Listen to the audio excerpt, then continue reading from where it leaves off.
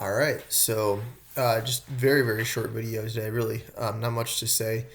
You have finished watching sections of two documentaries about the topic of global warming.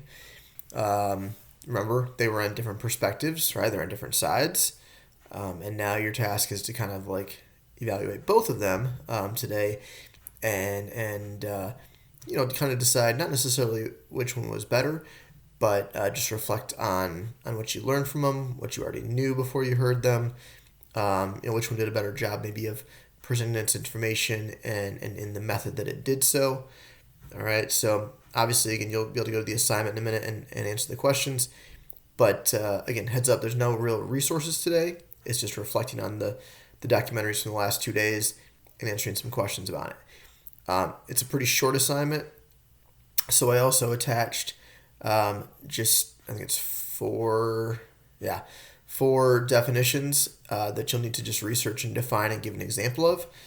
Very short, just Google searches should be quick and easy to get the information.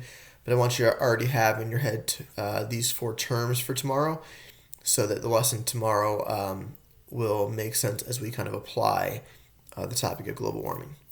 All right, the only last comment, one of the questions asks about like two different types of persuasion that the two documentaries use. And I want to make sure that I just give you a quick rundown. So persuasion is typically done in one of two ways. The first is oftentimes an emotional appeal. So it's it's the little kid whining, right? Like, oh, wow, wow, wow, wow, wow. Right? Like, that's emotional. Or maybe, you get pulled over and you're about to get a ticket, ladies, and you start to cry, right, as the police officer walks up to the window, right? Like, that's an emotional attempt to persuade somebody, okay? And there's nothing wrong with that. It's oftentimes very powerful.